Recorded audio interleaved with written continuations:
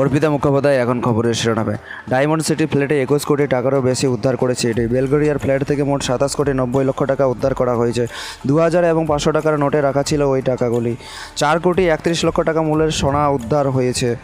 এর মধ্যে 1 কেজি করে 3টি সোনার বিস্কুট এবং 500 গ্রামের 6টি গয়নাসহ অন্যান্য সামগ্রী। এর পাশাপাশি একটি সোনার পেনও উদ্ধার করা হয়েছে। সেই সঙ্গে বেশ কিছু গুরুত্বপূর্ণ নথিপত্রেরও হদিশ পেয়েছে ইডি। কিন্তু এখন সবচেয়ে গুরুত্বপূর্ণ প্রশ্ন হলো, কারা এই ইডি? ভারত সরকারের কোন সংস্থার অধীনে কাজ করে? এর হেডকোয়ার্টার কোথায়? ভারতের সংবিধানে ইডি সম্পর্কে কী বলা হয়েছে? ইডির চিফ কমিশনার বর্তমানে কে আছেন? এটির মূল উদ্দেশ্য কী? ইডি সম্পর্কিত সব খুঁটিনাটি বিষয় নিয়ে এই ভিডিওতে আলোচনা করা হবে। ডিরেক্টরেট অফ এনফোর্সমেন্ট ইডি হলো একটি আইন প্রয়োগকারী সংস্থা এবং অর্থনৈতিক গোয়েন্দা সংস্থা, যা ভারতের অর্থনৈতিক আইন প্রয়োগ এবং অর্থনৈতিক অপরাধের বিরুদ্ধে লড়াই করার জন্য দায়ী।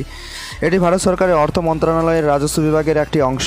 এটি Indian revenue service, Indian police service এবং ইন্ডিয়ান অ্যাডমিনিস্ট্রেটিভ সার্ভিসের অফিসারদের পাশাপাশি নিজস্ব ক্যাডার থেকে পদোন্নতিপ্রাপ্ত অফিসারদের নিয়ে গঠিত। বিভাগের মোট শক্তি 2000 কর্মকর্তার কম, যার মধ্যে প্রায় 70% কর্মকর্তা অন্যান্য সংস্থা থেকে ডেপুটেশন থেকে এসেছেন, যখন ইডির নিজস্ব ক্যাডার রয়েছে। ইডি প্রতিষ্ঠিত হয়েছিল 1 মে 1956। এর হেডকোয়ার্টার হলো নতুন দিল্লি। দায়িত্বপ্রাপ্ত মন্ত্রী হলেন নির্মলা সীতারামন অর্থমন্ত্রী, agency executive Sanjay Kumar Mishra, IRS director enforcement, Simanchala Das IRS principal special director. মূল সংস্থা department of revenue, ministry of finance. Website enforcementdirectorate.gov.in।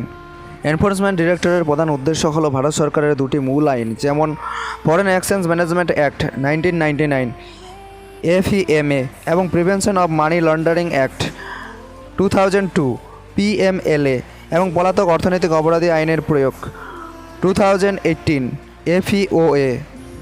ED এর অফিসিয়াল ওয়েবসাইট তার অন্যান্য উদ্দেশ্যগুলি তালিকাভুক্ত করে, যা প্রাথমিকভাবে ভারতে অর্থ পাচার চেক করার সাথে যুক্ত।